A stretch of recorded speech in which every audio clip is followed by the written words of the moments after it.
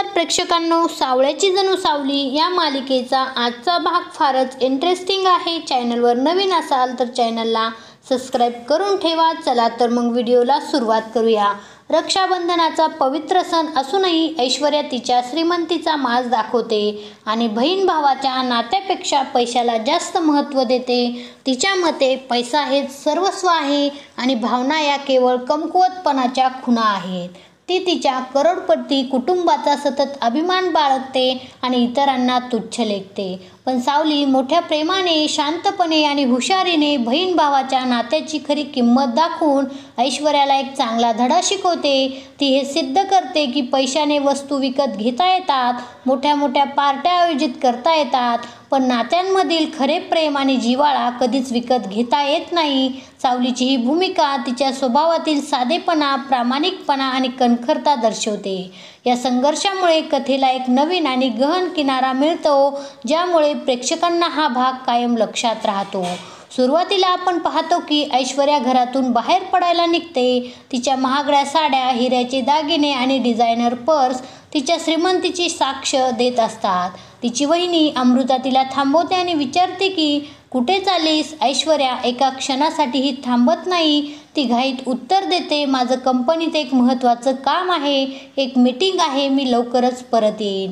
तिच्या चेहऱ्यावर कामाचा ताण स्पष्ट दिसत असतो, पण त्यामागे एक प्रकारची गर्विष्ठताही असते। अमृता तिला आठवण करून देते की आपल्या घरी कंपनीतले लोक येणार आहेत। ऐश्वर्या हो म्हणते आणि तिचा एकही क्षण वाया न घालवता गाडीत बसून निघून जाते। तिच्यासाठी हा दिवस केवळ एक सामान्य कामकाजाचा दिवस असतो, ज्यामध्ये कामाला अधिक प्राधान्य असते। रक्षाबंधनाचा सण तिच्यासाठी फक्त एक सामाजिक सोहळा असतो, ज्याला ती जास्त महत्त्व देत नाही। त्याचवेळी दुसरीकडे सखदेव आणि अप्पू दोघे रस्त्याने चाललेले असतात। त्यांच्या चेहऱ्यावर साधेपणा आणि निरागसता असते, पण त्यांच्या डोळ्यात एक प्रकारची हतबलताही असते। जयंती त्यांना पाहते आणि त्यांच्यावर कठोरपणे टीका करायला सुरुवात करते। कुठे चालली आहे तुमची जत्रा? बँड बाजा वरात काही दिसत नाहीये। ती त्यांना आठवण करून देते की आज रक्षाबंधन आहे आणि त्यांच्या श्रीमंत बहिणीकडे ते जाणार आहेत की नाही। तिच्या बोलण्यातून त्यांचा अपमान करण्याची भावना स्पष्ट दिसते। अप्पू खूप दिवसांनी सुट्टी मिळाल्यामुळे अक्कीला भेटायला जाण्याची इच्छा व्यक्त करतो।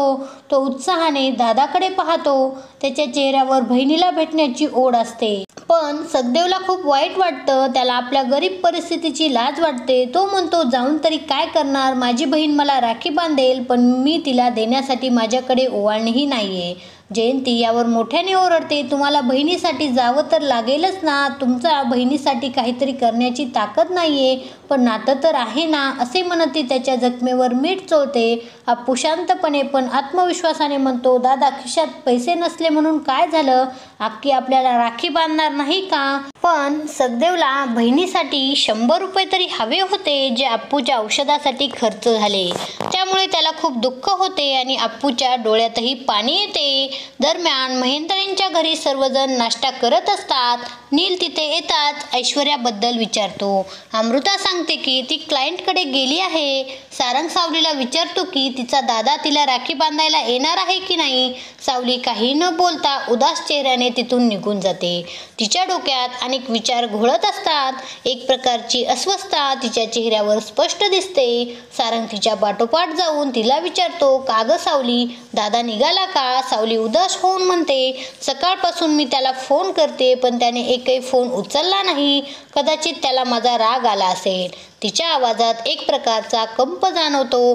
सारंग हसतो आणि तिला समजावतो, सावली, दादा असा विचार करणार नाही, तू उगाच मनात काही आणू नको, तुझ्यावर खूप प्रेम करतो। इकडे सखदेव एका दुकानासमोर येऊन मित्राकडे 500 रुपये उसने मागतो। त्याला बहिणीसाठी ओवाळणी घेऊन जायची असते। त्याचा आवाज थरथरत असतो, त्याचे हात कापत असतात। ऐश्वर्या तिथून जात असताना हे पाहते आणि मनात म्हणते, अच्छा हे सगळं असं चालू आहे। तर तिच्या चेहऱ्यावर एक क्रूर हास्य उमटते। ती एका हॉटेलच्या डिलिव्हरी बॉयला थांबवते आणि त्याला पैसे देऊन एक काम करायला सांगते। ती त्याला 500 रुपयाच्या नोटा देते आणि म्हणते, आमच्या घरी एक फंक्शन आहे, तिथे एक चिल केक डिलिव्हरी करायचा आहे, पण तो तू नाही, समोरचा मुलगा सखदेव करणार। ऐश्वर्या त्याला आणखी पैसे देते आणि तो डिलिव्हरी बॉय लगेच निघून जातो। ऐश्वर्या मनातल्या मनात हसते आणि विचार करते, आता खरी मजा येणार आहे. करोडपती बहिणीच्या घरी एक भाऊ डिलिव्हरी बॉय म्हणून येणार, तेही रक्षाबंधनाच्या दिवशी. सावली पुन्हा अमृताकडे जाऊन दादाने फोन न उचलल्याबद्दल चिंता व्यक्त करते. अमृता तिला समजावते. त्याचवेळी सारंग त्यांना मीटिंगची आठवण करून देतो. सावली रागावून म्हणते, रक्षाबंधनाच्या दिवशी मीटिंग कशाला ठेवायची? सोहम तिच्या म्हणण्याला पाठिंबा देतो. सावली शेवटी बबलू दादाला राखी बांधते आणि पेढा भरवते. बबलू तिला 50 रुपये देतो. त्यावर सावली म्हणते, दादा पैशाने पोट भरत नाही आणि प्रेम विकत घेता येत नाही. तुमचं प्रेमच माझ्यासाठी खूप आहे. नंतर सावली सोहमला राखी बांधते. सोहम खूप खुश होतो आणि म्हणतो, मला कधी बहीण नव्हती, पण तुझ्या रूपात मला एक प्रेमळ बहीण मिळाली. सारंगला राखी बांधण्याची वेळ येते. अमृता ओवाळणी घेऊन पुढे येते. सारंग म्हणतो, झालं का सावली?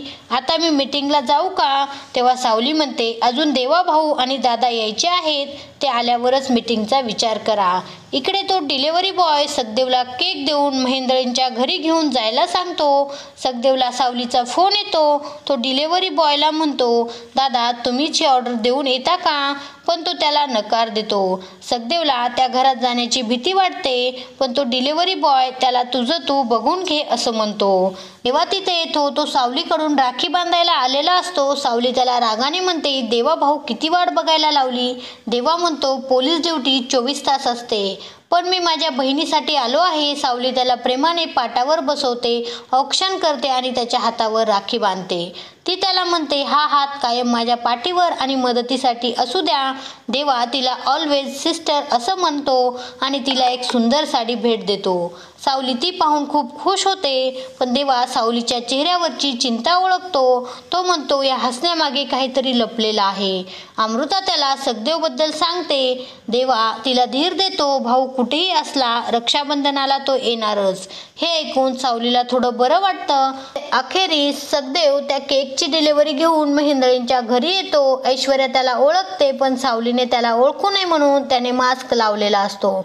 ऐश्वर्या त्याला मास्क काढायला लावते, कारण तिला एक व्हिडिओ करायचा असतो. नाईलाजाने सखदेवला मास्क काढावा लागतो. त्याला पाहून सारंग, सावली, अमृता सगळ्यांना मोठा धक्का बसतो. ऐश्वर्या आनंदाने म्हणते, बघा हा सारंग महेंद्रे यांच्या बायकोचा भाऊ सखदेव रक्षाबंधनाच्या दिवशी केकची डिलिव्हरी घेऊन आलाय आमच्या घरी.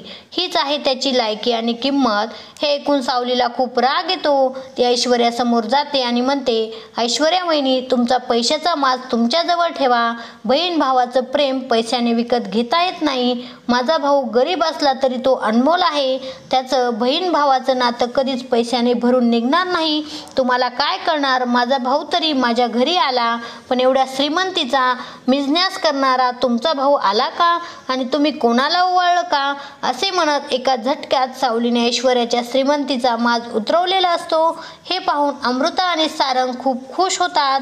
सावली प्रेमाने सखदेवला ओवाळते आणि सगळ्यांसमोर बहीण भावाच्या नात्याची खरी किंमत दाखवून ऐश्वर्याची श्रीमंती शून्य ठरवून टाकते. मित्रांनो, व्हिडिओ कसा वाटला कमेंटमध्ये नक्की सांगा. व्हिडिओ आवडला असेल तर व्हिडिओला लाईक आणि शेअर करायला विसरू नका. आणि मालिकेचे असेच नवनवीन अपडेट पाहण्यासाठी आपल्या चॅनलला सबस्क्राईब करून ठेवा.